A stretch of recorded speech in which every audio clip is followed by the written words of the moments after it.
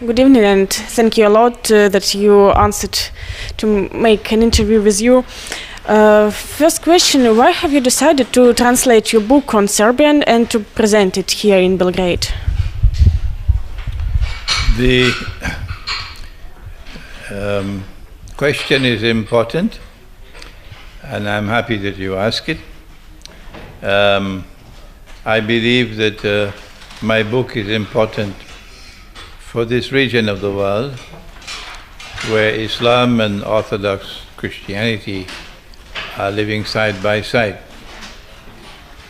The only way we can erase the 600 years of bitterness between the two communities is if they can both be taken to the truth which has come from the Lord God. That truth is in the scriptures, the revealed scriptures. So my book is a humble, small contribution to take the Christian to the Quran, that he might be able to understand the Quran better than he did before, and hopefully that at the end of it he will adopt a more positive attitude towards the Quran and towards the Prophet Muhammad, Allah's blessings be upon him. If that happens, if we succeed in that effort, and the Orthodox Christian world adopts a more positive attitude, as I have described, it must necessarily impact on the consciousness of the Muslims of this region, but hopefully that they will reciprocate. You say about Orthodox Christians. What vision you have about the Catholics who also live here on Balkans? I know very little. I know very little about the relationship between the non-Orthodox Christians and the Orthodox Christians in the Balkans. What I do know is that there is bitterness and hatred and hostility between the faiths. And I do not know that I can intervene in that matter. I'm restricting therefore my intervention to those Christians who are outside of the Zionist embrace, those Christians who are being faithful to the religion which came with Jesus, and in which, for example, a man cannot marry another man and get a marriage certificate. It is with those Christians that I believe that the world of Islam has a chance of drawing closer and forming friendship and eventually an alliance. When you speak about this kind of unity between Orthodox Christians and Muslims, do you mean first of all maybe the system of value or some geopolitical ideas and purposes? No, I mean that first of all you have greater understanding of each other,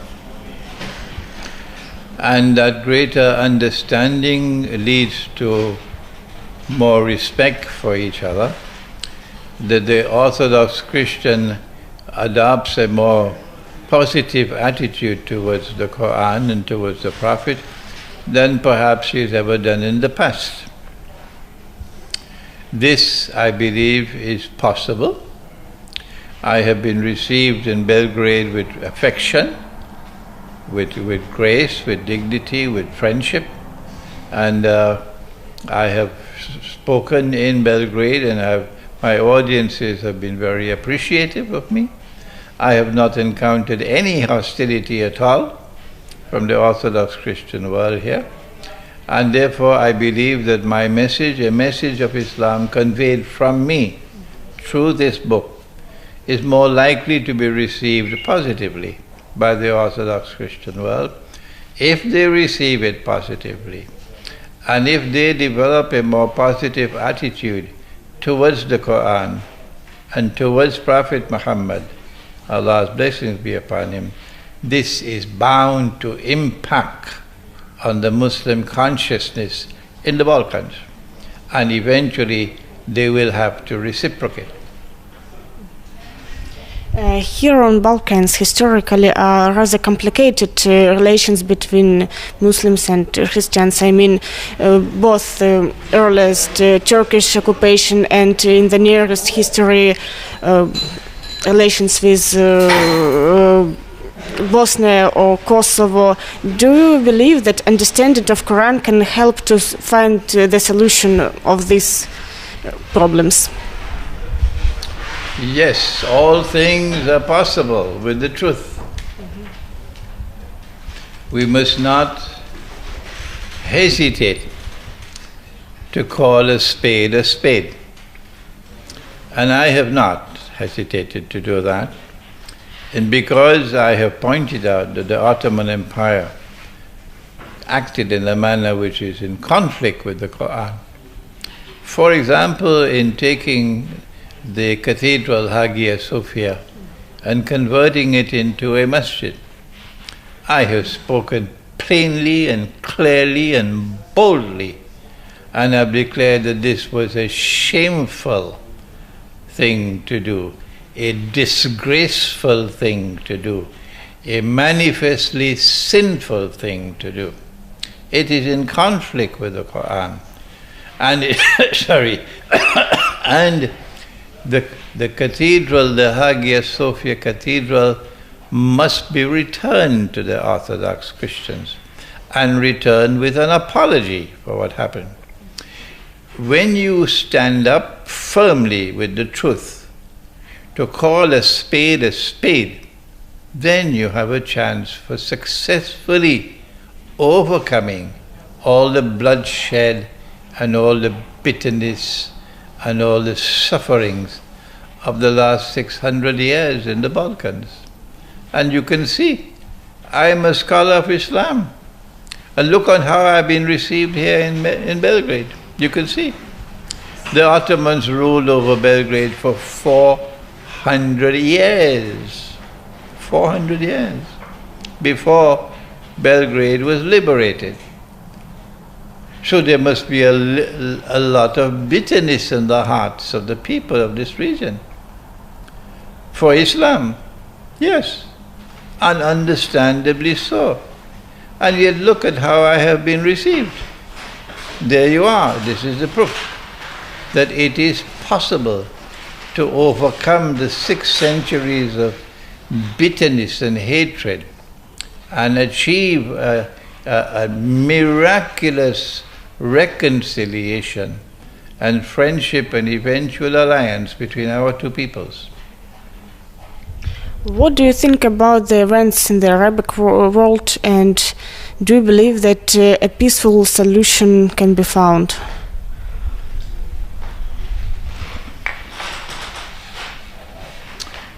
Jerusalem is at the heart of all the upheavals in the Arab world. And what President Trump has just done has helped to define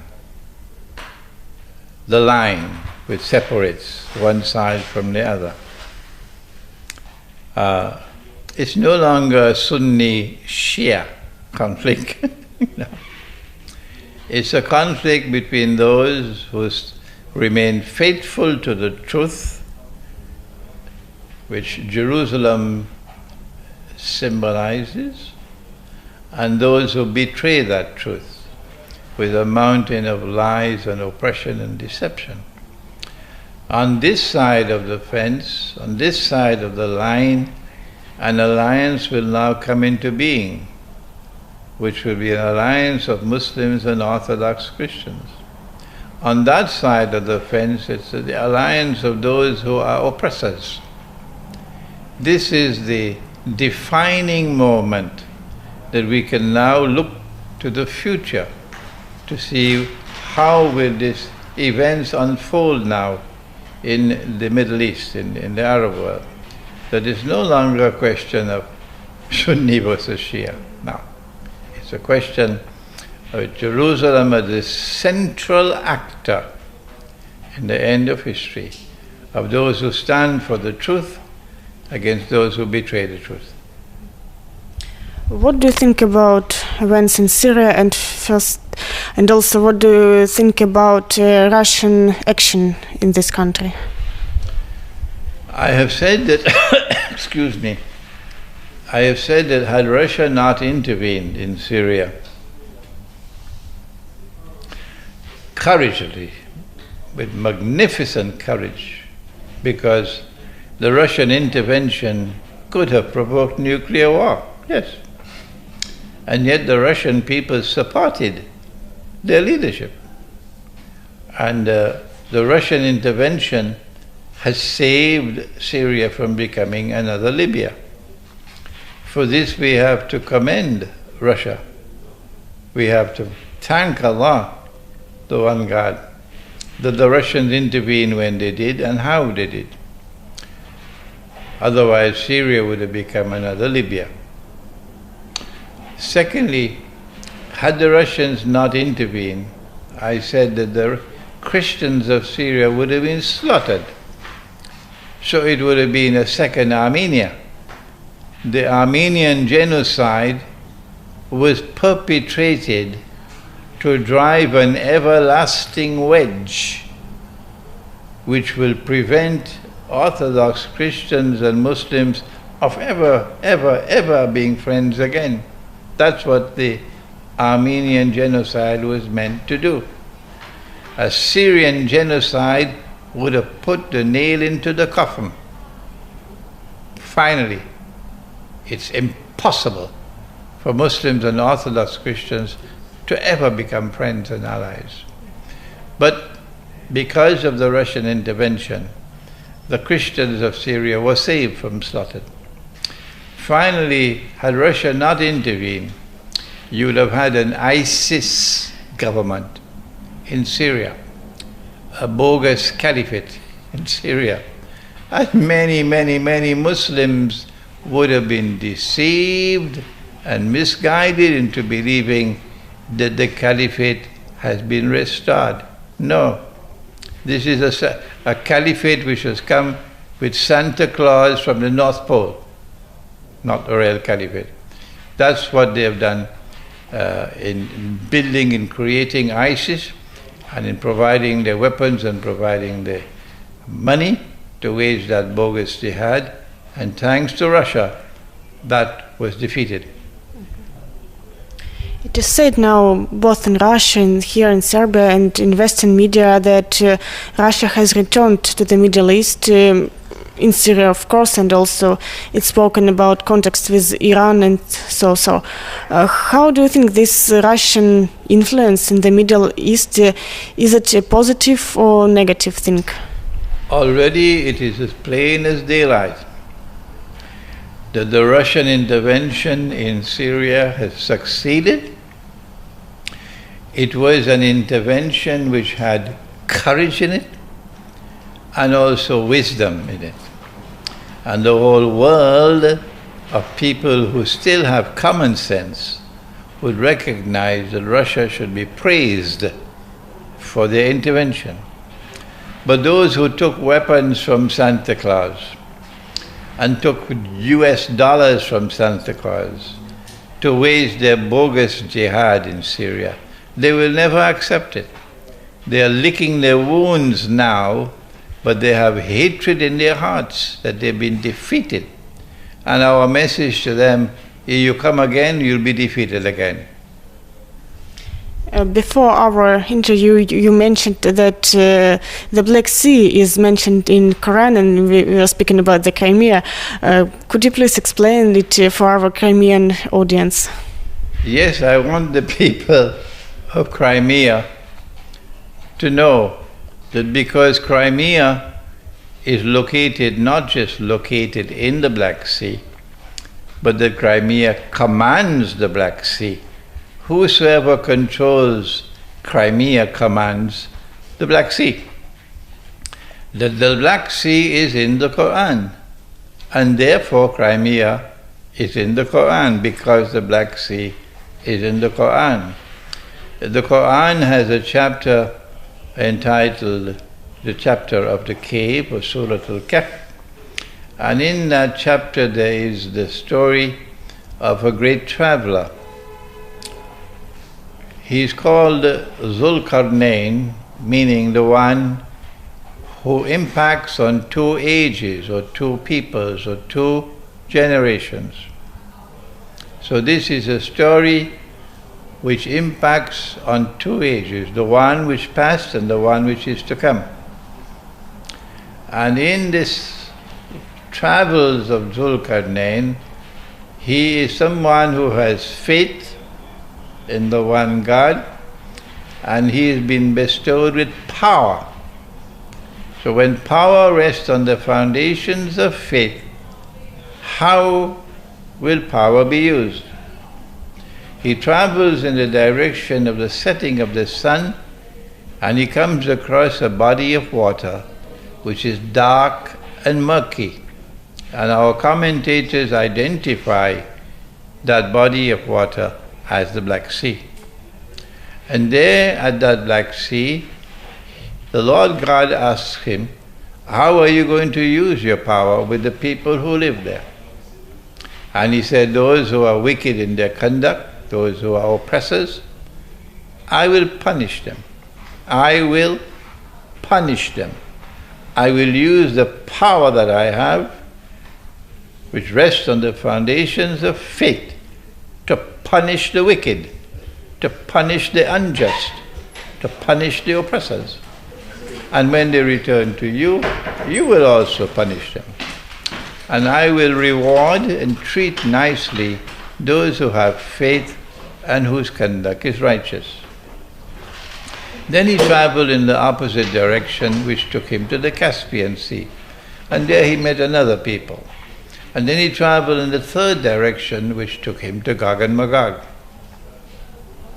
And Gog and Magog, like Zulkarnain, have power, indestructible power. Only the Lord God can destroy them.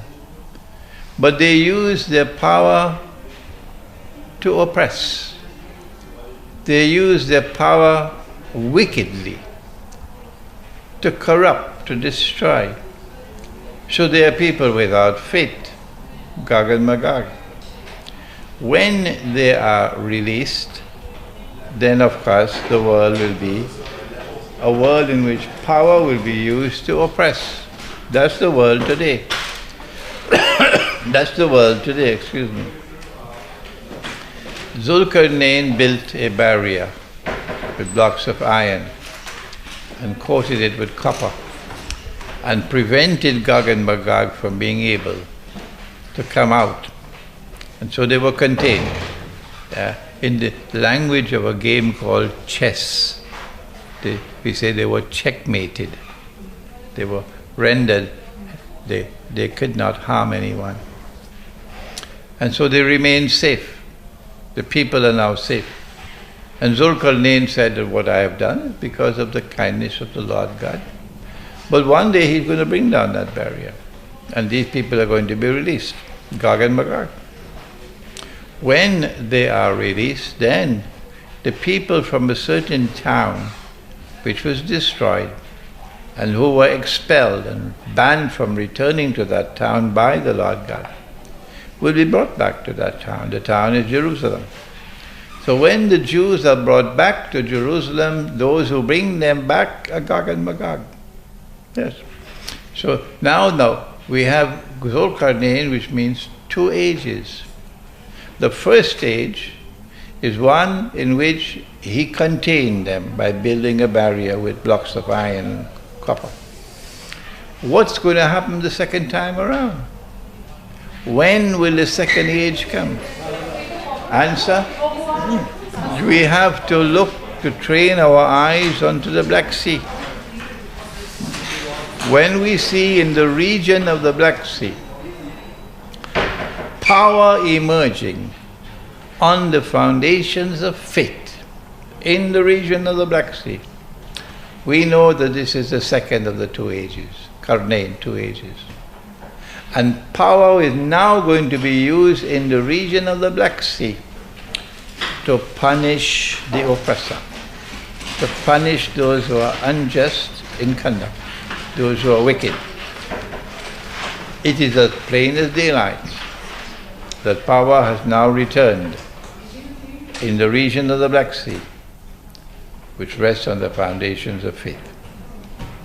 You know that your opinion about the Islamic world, about Russia, about the West, can be not welcome in the West, of course, and in some maybe Islamic countries. What do you think about that? The prophets of the One God have set an example for us that the truth must be proclaimed without regard for consequences. We have to follow in the footsteps of the prophets of the One God. And what I do is I proclaim the truth without regard for consequences. And I pray that the Lord God might protect me. Thank you very much, and good luck to you in your work. You are.